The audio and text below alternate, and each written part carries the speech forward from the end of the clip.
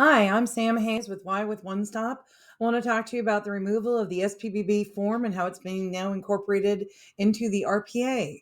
As always, you're going to verify everything with the broker of record that I'm going to share with you. A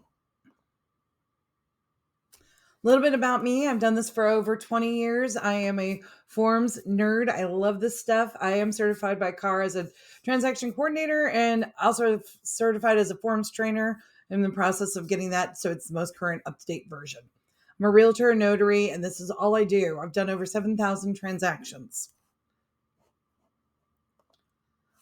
The biggest change we've had with everything that's gone on with the NAR settlements and all the changes of how compensation is taken care of is the fact that we now have 3 contracts. So you need to focus on the fact that there is a listing contract. That's the seller and the listing agent.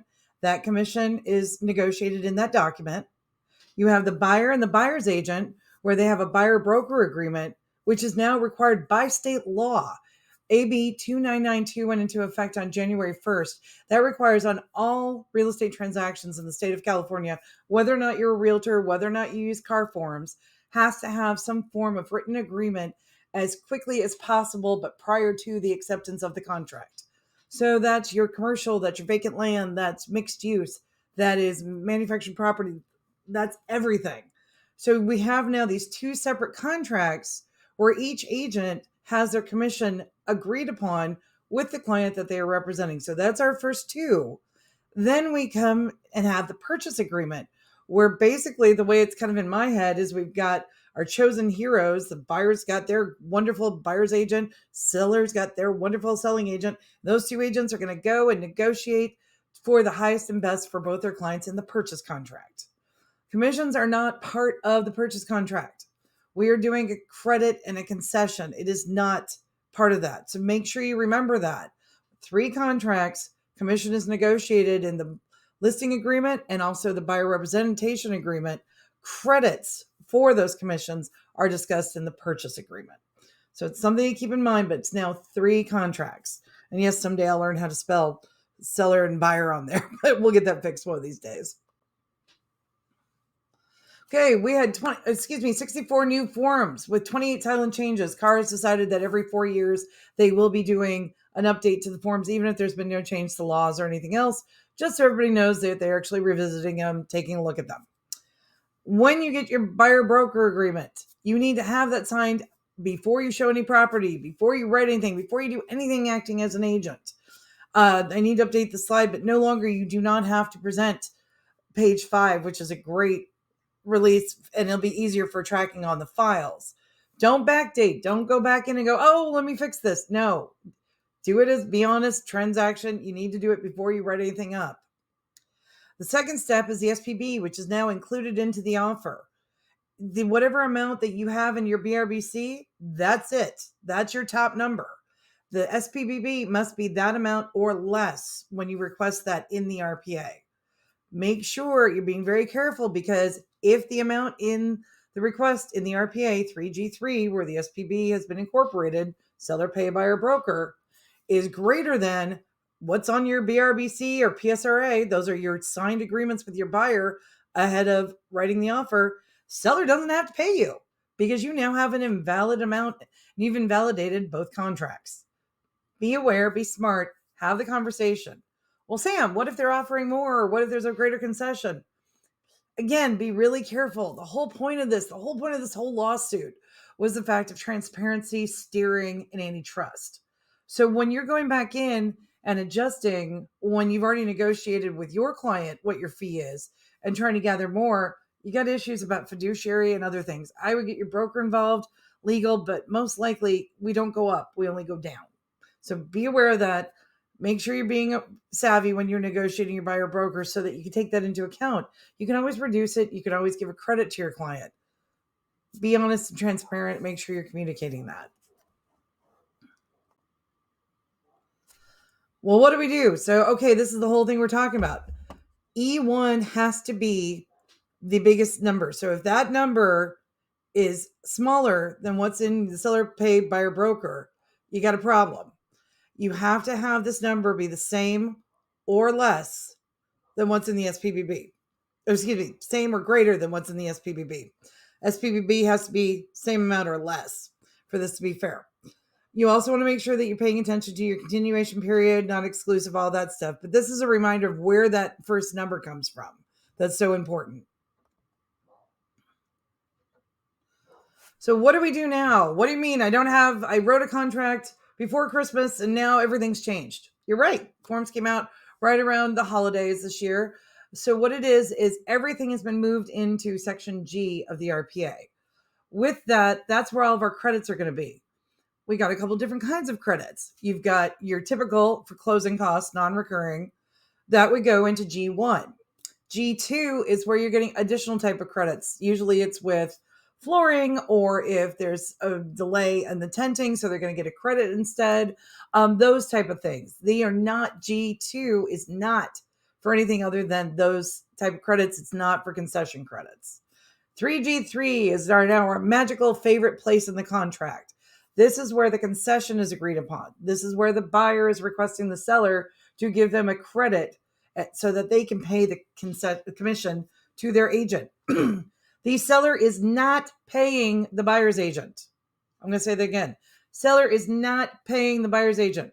Seller is giving a credit to the buyer to pay the commission that was already agreed upon in that buyer broker.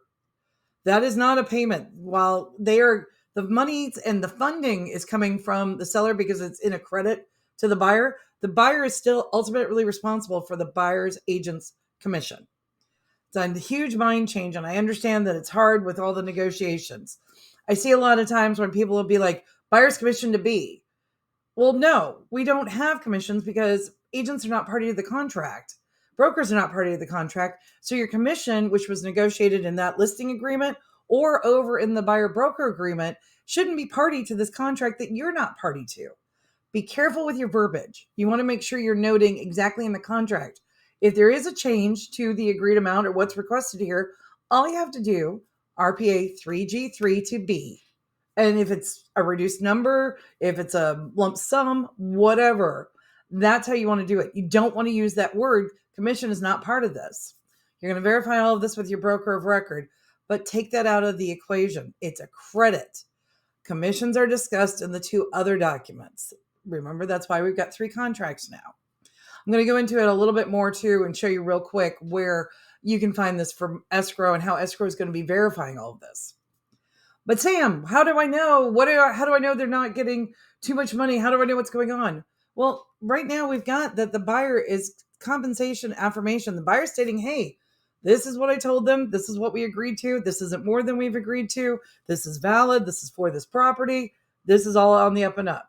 So it's an affirmation. If it's found out that that's not, when documents are sent over to Escrow, then you're going to go ahead and have some discussions.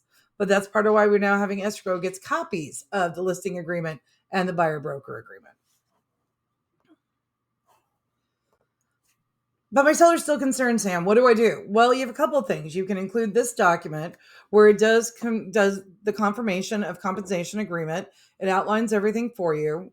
It's the BCC form. It's new, just came out in December. There's one for each side.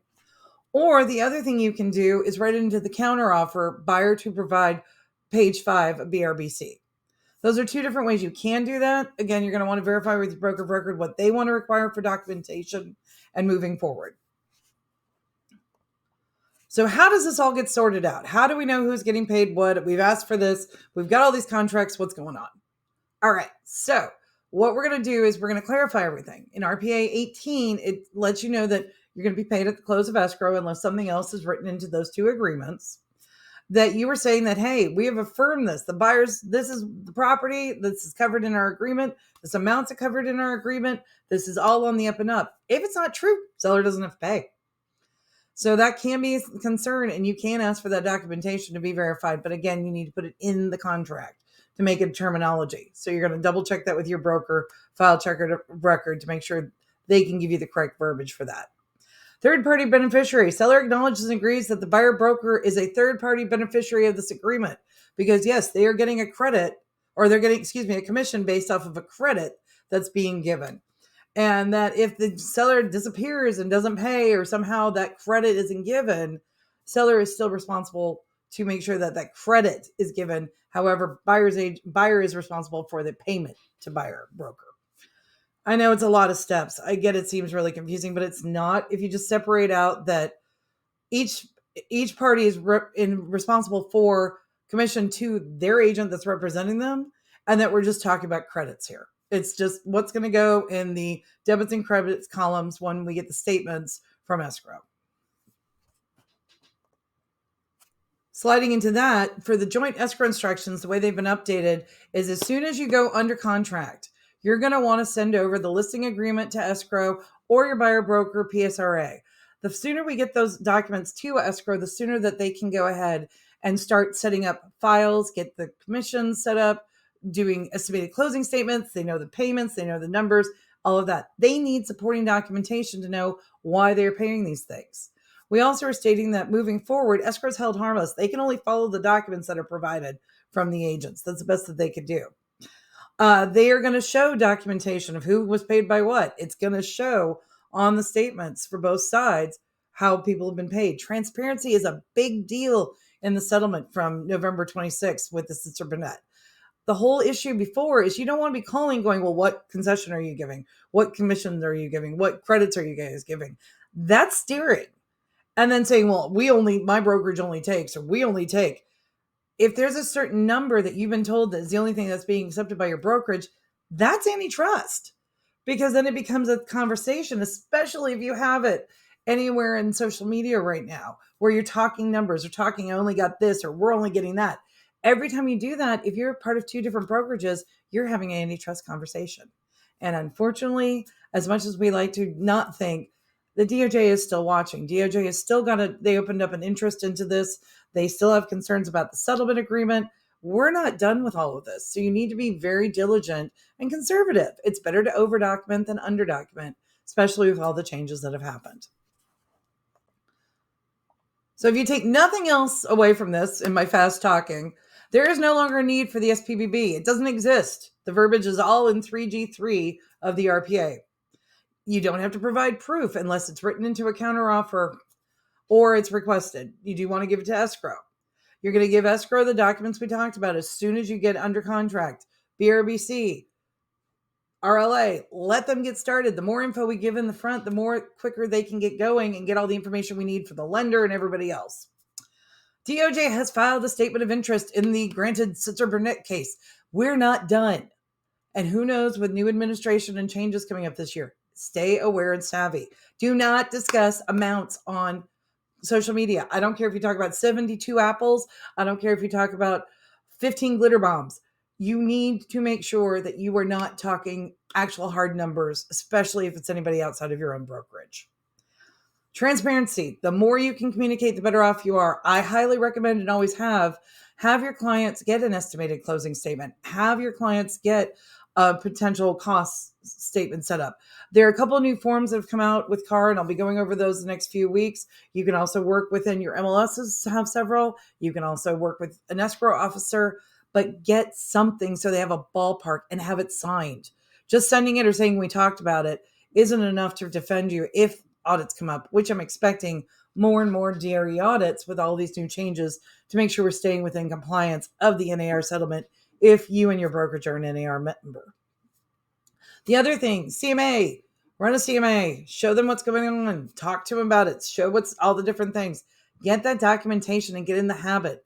Old school like I am, I remember doing buyer broker presentations, same as you do a listing presentation. Go in showing your value from the right out the starting gate, because you know more than your clients do. That's why they hired you. You're an expert in the industry. Be able to show that value by giving them some tangible information and objects so that they can understand where this is all coming from and have a shared meeting of the minds. And with that, feel free to give me a call, email anytime. I like to talk about this till I'm blue in the face, as you can tell. Always verify everything with the broker of record of the file you're working on. I'm Sam Hayes. This was Why with One Stop. Thank you so much for stopping by. We'll see you next Wednesday.